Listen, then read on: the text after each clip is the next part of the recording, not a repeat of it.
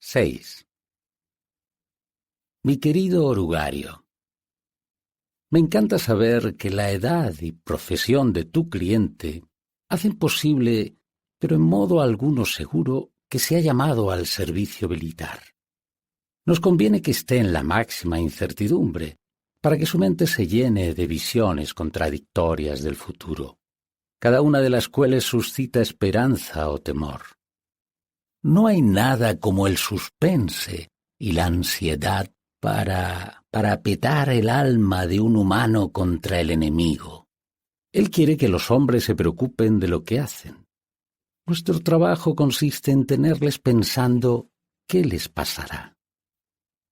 Tu paciente habrá aceptado, por supuesto, la idea de que debe someterse con paciencia a la voluntad del enemigo. Lo que el enemigo quiere decir con esto es, ante todo, que debería aceptar con paciencia la tribulación que le ha caído en suerte, el suspense y la ansiedad actuales. Es sobre esto por lo que debe decir, hágase tu voluntad. Y para la tarea cotidiana de soportar esto, se le dará el pan cotidiano. Es asunto tuyo procurar que el paciente nunca piense en el temor presente como en su cruz, sino solo en las cosas de las que tiene miedo. Déjale considerarlas sus cruces, déjale olvidar que, puesto que son incompatibles, no pueden sucederle todas ellas, y déjale tratar de practicar la fortaleza y la paciencia ante ellas por anticipado. Porque la verdadera resignación al mismo tiempo ante una docena de diferentes e hipotéticos destinos es casi imposible. Y el enemigo no ayuda demasiado a aquellos que tratan de alcanzarla.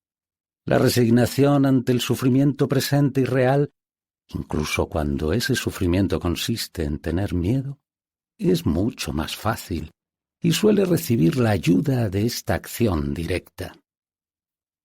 Aquí actúa una importante ley espiritual. Te he explicado que puedes debilitar sus oraciones desviando su atención del enemigo mismo a sus propios estados de ánimo con respecto al enemigo. Por otra parte, resulta más fácil dominar el miedo cuando la mente del paciente es desviada de la cosa temida al temor mismo, considerado como un estado actual e indeseable de su propia mente. Y cuando considere el miedo como la cruz que le ha sido asignada, pensará en él, inevitablemente, como en un estado de ánimo. Se puede, en consecuencia, formular la siguiente regla general. En todas las actividades del pensamiento que favorezcan nuestra causa, estimula al paciente a ser inconsciente de sí mismo y a concentrarse en el objeto. Pero en todas las actividades favorables al enemigo, haz que su mente se vuelva hacia sí mismo. Deja que un insulto o el cuerpo de una mujer fijen hacia afuera su atención hasta el punto en que no reflexione, estoy entrando ahora en el estado llamado ira o el estado llamado lujuria.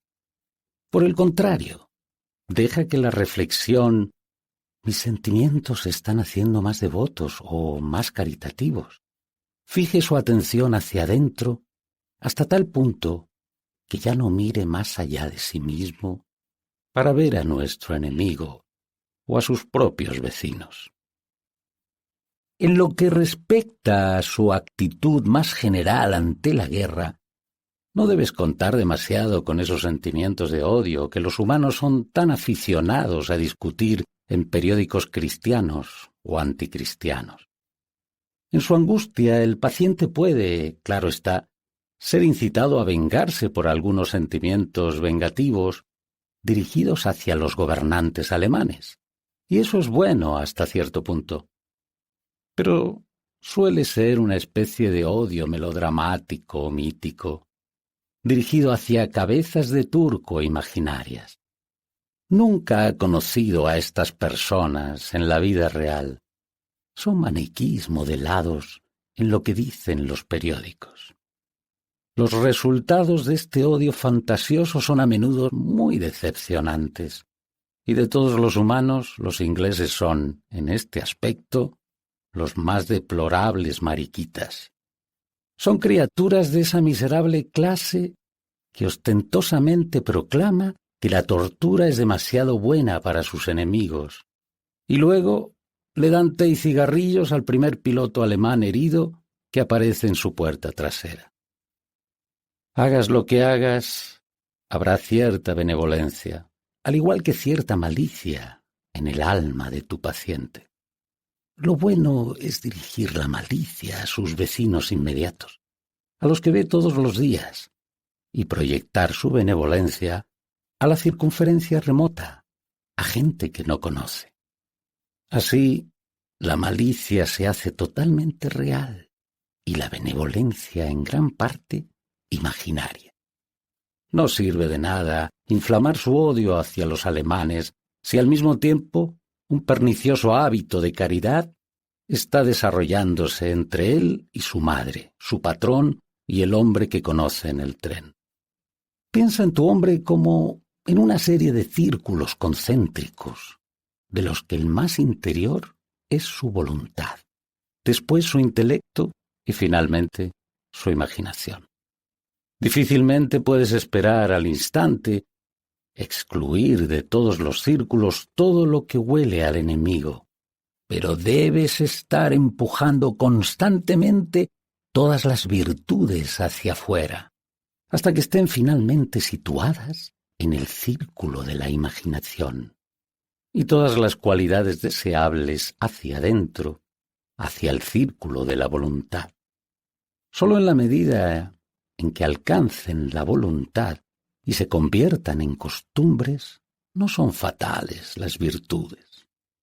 No me refiero, por supuesto, a lo que el paciente confunde con su voluntad, la furia y el apuro conscientes de las decisiones y los dientes apretados, sino el verdadero centro, lo que el enemigo llama el corazón.